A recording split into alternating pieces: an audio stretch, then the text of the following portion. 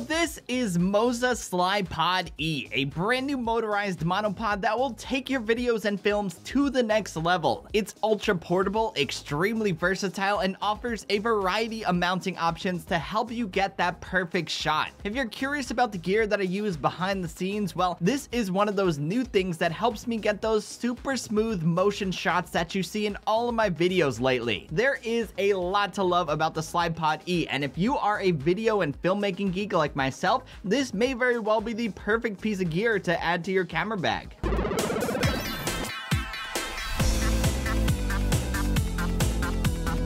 What is up, my friends? It's Ray back here, and today we're going to be checking out the brand new MOZA Slypod E. It is part monopod, part motorized slider. Its flexibility along with ease of use make this an awesome piece of camera gear for beginners, pros, and enthusiasts alike. This is one of those things that I know many of you guys will enjoy seeing in action, so when MOZA reached out for me to test this, I was hyped. When MOZA announced the Slypod, I was really curious what it could do to help me in the work that I do. So let's get out there and get some shots with the Slypod E.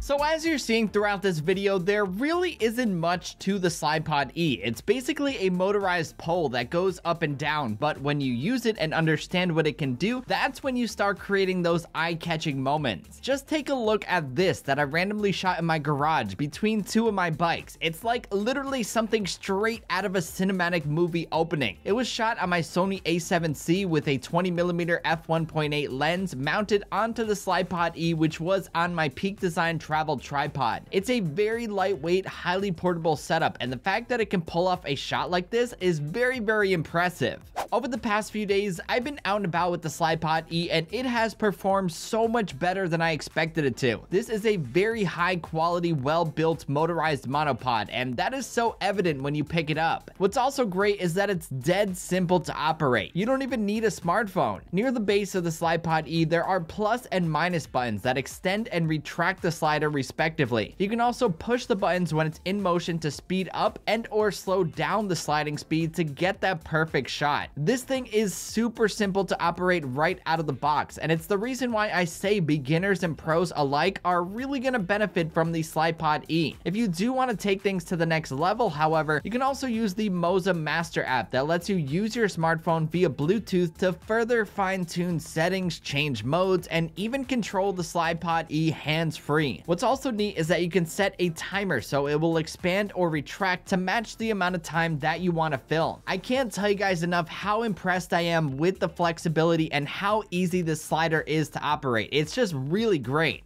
As you're seeing throughout this video, the Slypod E gives you the ability to capture incredibly creative shots from a highly portable device. Even though I did go out a few places with it, the majority of the shots that you're seeing here in this video were actually shot around my house, in my driveway, up a tree, and just different places where I normally would never film a static shot because, let's be honest, it would be kind of boring. Despite its ultra portable design, the motion shots that the Slypod E deliver are incredibly smooth, no matter if it's horizontal or vertical. Some of the shots that I did at the beach did have some movement with the wind rocking it a little bit, but like I said before, this thing is very well built, so it did hold up really well. What also impressed me here is the payload limit. This thing can support up to 19.8 pounds vertically and 8.8 pounds horizontally, so it can support even the heaviest of cameras without an issue. Battery life is also something I haven't had much of a problem with either. It lasts around the promised 2 hours, and it can also be powered by an external battery or be plugged into the wall for unlimited runtime, making it great for longer shoots. When I first took the Slypod E out of the box, I'll admit I did find it to be quite limiting. There wasn't much flexibility in how you could angle your camera to get unique shots. What I did to solve this was I added a ball head to it. You can find these rather cheap nowadays on Amazon, and they truly take the Slypod E to a whole new level. In fact, I would actually consider a ball head to be an essential add-on. I'm actually kind of surprised that a ball head of some sort didn't come in the box because it's one of those things that really helps showcase what the Slypod E could do. The ball head that I'm using is the Ulanzi U70 mini ball head, and it actually looks like it was made specifically for the Slypod E. Not only does the color scheme match perfectly, but it also has a quick release that's compatible with all my Peak Design plates, so so my camera quickly latches right on and makes my life and my workflows nice and simple.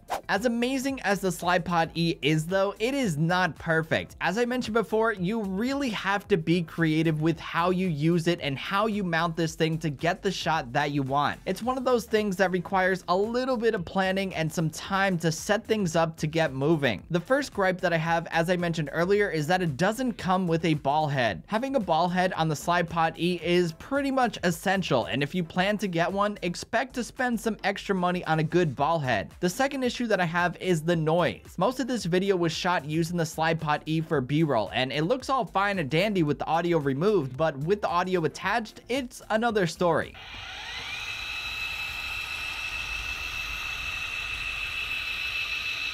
This thing is loud when you use it. It's part of the reason why I say you have to be creative when you're using it. If you're recording audio and operating the Slypod E at the same time, it is likely going to be picked up, so just be aware of that. With those gripes aside, I really have nothing bad to say about the Slypod E. It's genuinely a really great filmmaking tool. Overall, the MOZA Slypod E is a unique and fantastic motorized monopod that will open up many new possibilities in your upcoming projects. I found it to be one of those things that I'm going to be taking with me out and about on shoots now, maybe even in some cases over a regular tripod. It's super easy to operate, battery life is solid, and the motion shots that this thing delivers are super smooth. The Slypod E is a piece of gear that any video producer or filmmaker, regardless of experience level, will benefit from. As I always say when I close out my gear videos, it's not about the gear that you use to produce your work. It's about the skills that you have. Gear is cool, but it's nothing if you don't learn the tricks of the trade that come along with being a video producer or a filmmaker. Master the art, get good at it, and then you're gonna realize the true potential of the awesome gear that you buy, like the Slypod E right here. Anywho, that's about it for this video, guys. I hope you enjoyed it and found it helpful. If you did and you liked what you saw, be sure to give it a thumbs up and hit that subscribe button because it always helps out the channel. And until the next one, I'll catch you guys later. Peace!